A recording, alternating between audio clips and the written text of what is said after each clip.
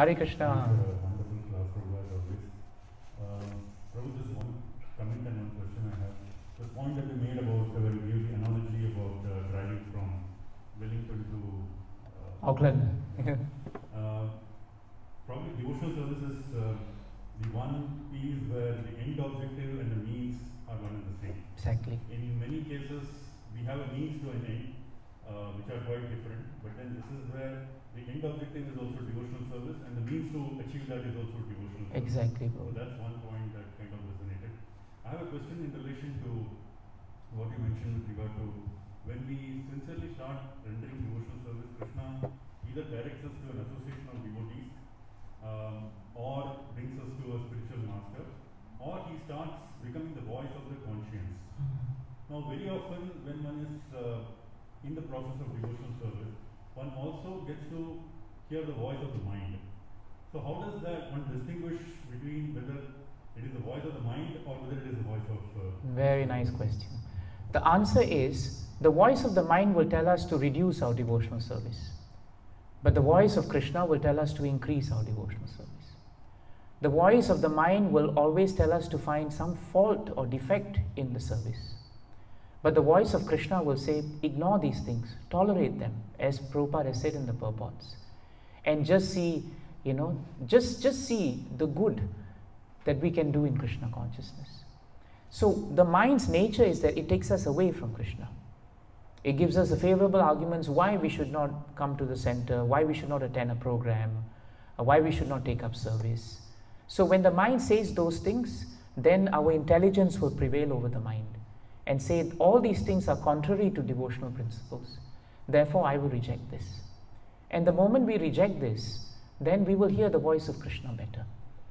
So in this way, Prabhu, we can come to understand. The litmus test is the mind will give you arguments to actually not do so much devotional service.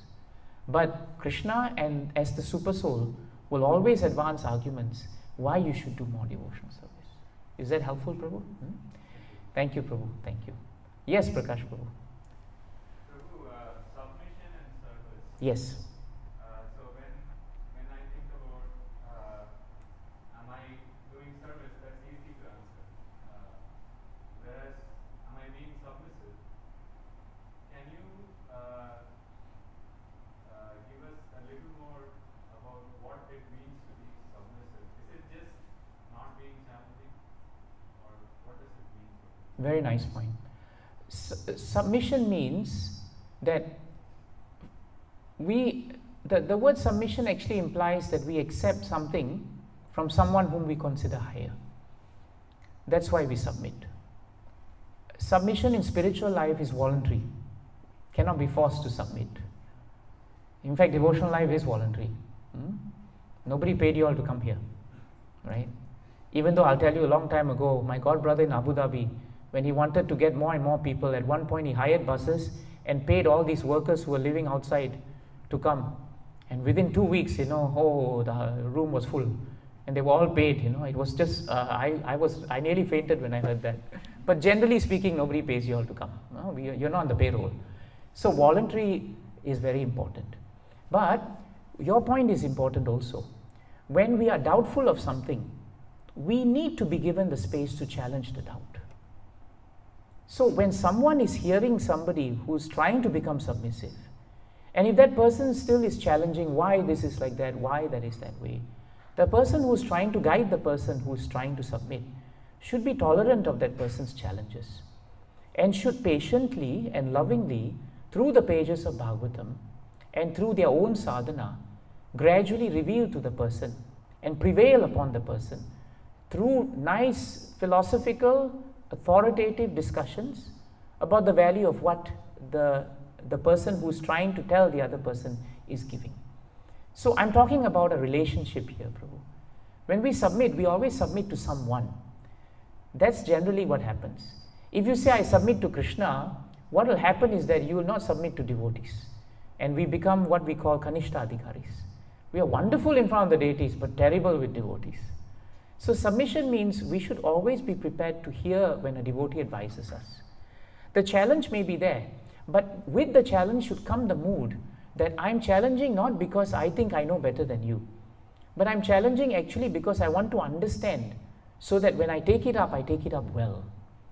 So there should be a parity of understanding, that the disciple, for example, is asking something, but the spiritual master should not be so egotistical that he cannot even afford to be challenged. When the devotee is in that mood, of tolerance, then a person who wants to submit, in the beginning they may have doubts, they may have some challenges, but with patience, everything can be achieved. But from the point of view of what you have just said, Prabhu, if I was someone who needs to submit to higher authority, then two values are very important. I must be very clear that there must be humility even in my doubts. If I want to submit, I should pray to Krishna to give me the strength to submit. Because on my own, I'm so full of false ego that I may not be able to submit. So first thing we should do when we want to be submissive is to pray to Krishna. Because only with Krishna's help can we actually become submissive. That's first. The second thing is, we should pray to learn to become humble. We should not think of our designations. Very often designations stop us from being submissive because we think we know everything because of our work or position or years of seniority. So that doesn't help us also. So we have to introspect what humility means, because humility will lead to nice submission. And once we have that mood, that we want to learn something, and the more we bow, the more we are prepared to learn, and that actually we are nothing really, then that submission becomes genuine, Prabhuji. So these qualities are very much needed actually. Is that helpful, Prabhu? Very good question. Yes, Sanjanan Prabhu. Prabhu, everywhere in our scriptures, everywhere in our scriptures, we understand that we have to accept and we have to be self-contented. We have to accept and we have to be self-contented. Yes. But every moment during the day, we have expectations. We have expectations from us. We have expectations from others, devotees, friends. Expectations from our family members. So how do you guide us to have some practically actually get to that level of acceptance, or at least get into that journey? Because I think at least for me, I struggle with that I expect, and then obviously expectation then leads to frustration. Yeah. So will you have some tips for that? I can share with you what Bhagavatam gives us. You will find that in Bhagavatam, in all the episodes of Bhagavatam, Parikshit Maharaj expected that he should get proper reception from Shamika Rishi. When he did not get the proper reception, he counteracted, and he put a garland of date snake on the Rishi's body. And Prabhupada writes in the purport, and the moment he left, Parikshit Maharaj regretted it. The regret was that I had not behaved in the manner that I should as a devotee. Because I expected that I should get water, and I expected that I should get some reception. Prabhupada writes there that it was not wrong for Parikshit Maharaj to expect, but it was wrong for him to counteract based on the expectation. So expectation is natural, otherwise how do we grow a center? We expect that devotees come, we expect you all sit in the box, we expect you don't move out of the box, yeah, right? But if it doesn't happen, our counteraction is not based on pride. Our counteraction is actually based on educating the devotee why this should not be done this way. But even when we do it, we should not expect that the outcome is positive, because outcome depends on him. You see, it depends on him. So Parikshit Maharaj then decided, why to waste time? Better I accept that what I had done is wrong. And we should expect that we should manage our expectations that in such a way that sometimes the expectation is also not correct. So that's why, Prabhu, when we expect something, we should also be clear that our expectation is just a prayer that something should go right. But if it doesn't happen right, we must then accept that it is Krishna's hand in it.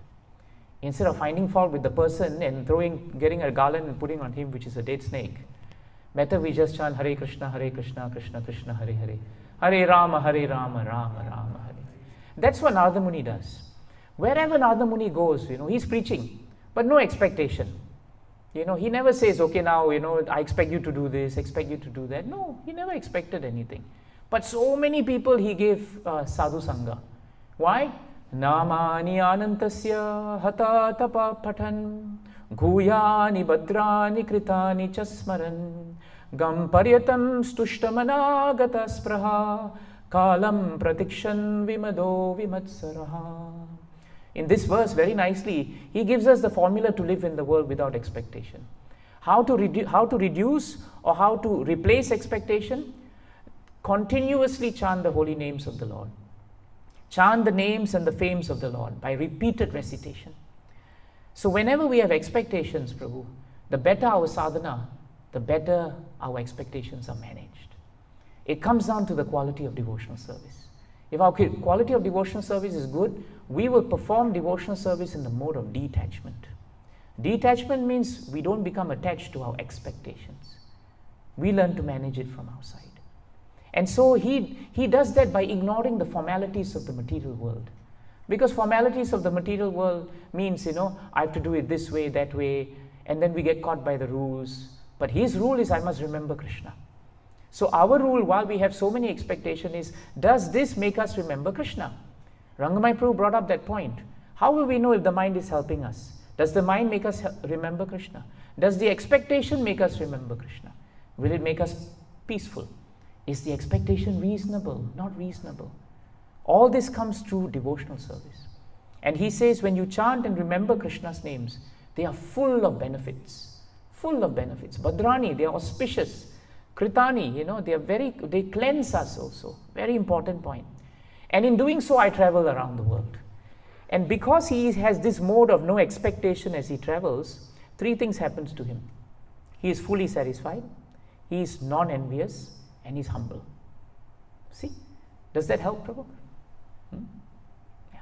The verse is 1626 when you have time. Thank you very much, Prabhus and Matajis, for joining us today. Is there anyone here who has come for the first time? Anand Prabhu? Chai. And Mataji? Meera, thank you for coming. And anyone else? Thank you for coming. Thank you for coming. Anand Prabhu, it's good to meet you. Anand Prabhu was introduced to me by another devotee actually. I forget, is it Leelanand Prabhu? I think so, yeah. So we're very happy to have you today, Prabhu. And I request all devotees, I know there's COVID restrictions, you must stand 1 meter, 2 meters apart, but it doesn't mean we cannot talk to each other.